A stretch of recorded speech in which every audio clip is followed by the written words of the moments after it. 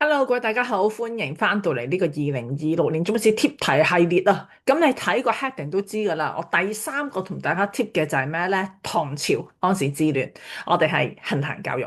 咁當然啦，我成日都係嗰句啦，一個公開試你要好冒險嘅，除非你真係好冇時間。咁所以呢，如果你真係好冇時間嘅，你齋對個安史之亂，我覺得都無可厚非嘅。但係如果有時間呢，就麻煩你都係成個唐朝讀晒佢。咁可能你會話又點解係唐朝啊？嗱，首先大家望一望咧歷年出題先。嗱，咁基本上我哋新呢個中史 syllabus 就2012年開波啦，去到上年2025年啦。咁其實你就會見到咧有兩個年份。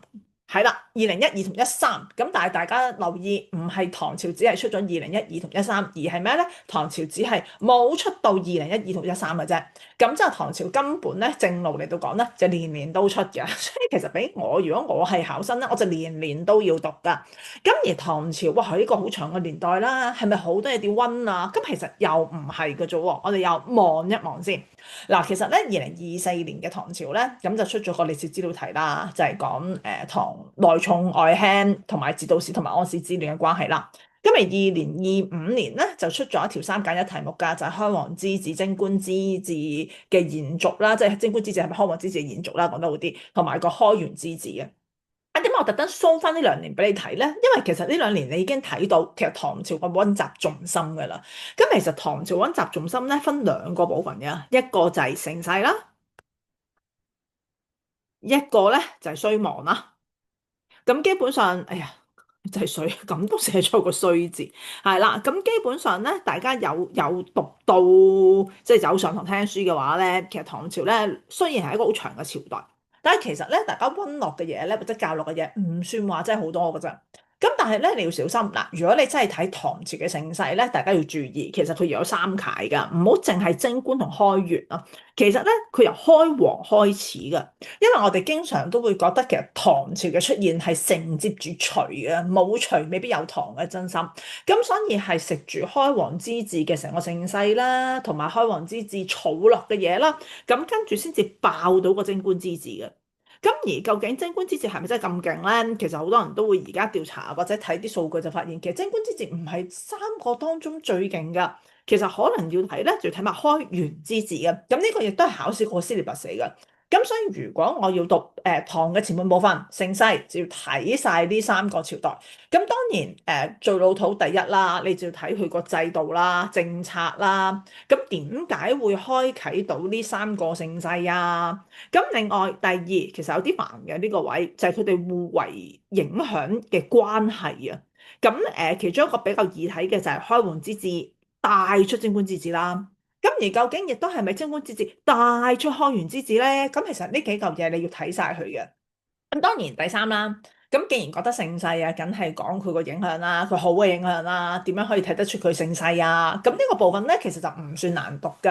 咁亦都係2025年出咗嘅成楷嘢㗎，因為2025年你睇翻，其實佢三嚿齊晒㗎，佢係開元、貞觀、開皇，係咪讀錯？係啦，三嚿嘢齊晒嘅。咁所以點解今年我會睇嗰一線就係個安史之亂衰亡咧？就因為2025年出咗個盛世啦嘛。咁所以如果2026年佢要再出翻堂正路，就應該出衰亡㗎。如果唔係唐，佢就可能即係冇得出㗎啦。因為我哋再睇2024年，頭先睇咗啦，其實歷史資料題佢出埋啦。咁即係話今年出唐嘅就應該係3揀1嘅。咁而唐字個衰亡咧，其實真係一楷嘅啫，梗係就係個安史之亂啦。咁當然其中一個咧，嗱我哋咁樣拆兩嚿三嚿睇啦，即係個重心就係睇成個安史之亂啦。大家都明安史之亂喺成個中國歷史入邊係好重要嘅一環嚟㗎，唔係淨係唐朝話，係成個中國歷史入邊一個好重要嘅，我哋叫做轉折位啊，將成個中國好似由前邊嘅一個上古一調做去後期嘅成個唐宋啊、元明啊成個系統㗎。咁當然我哋梗係要揭發究竟係咩原因導致呢個安史之亂啦。咁而個原因咧就有啲麻煩嘅，你要睇下其實個責任誰屬啊？究竟係個政制問題啊，定一話係個人嘅問題啊？咁所以呢個我哋所謂嗰個責任，包括即係好多人啦，例如唐玄宗啊、楊國忠啊、李林甫啊，究竟邊個先係負責嗰個咧？咁另外個制度係個兵制嘅問題啊，係唐太宗呢一個改制度嘅問題啊，定唐玄宗自己嘅問題啊？咁所以凡之種種佢嘅原因咧，你要執晒佢，兼且咩㗎？兼且你要比較嘅。即係話邊個最重要啊？邊個導致啊？邊個引發啊？咁然之後，當安史之亂發生咗之後咧，我哋後半部分就要睇埋啦，就係、安史之亂同咩㗎？與唐亡或者我哋未去到唐亡咁嚴重嘅，唐衰亡啦，好嘛？同唐衰亡嘅關係啊，咁大家都明白唐衰亡咧，來來去去我哋歷史都係幾範㗎啦，包括藩鎮割據啦。誒，唔好意思啊，寫緊字有啲慢啊，可能你冇睇到我寫字啊。係啦，一個就係宦官當道啦，係啦，咁另一個就係朋黨啦，有啲料啊嚇，因為費事你等咁耐啊嘛。仲有最後當然啦，就係永遠中史最後一嚿嘢就係個民變，係寫民黨添，就係民變啦。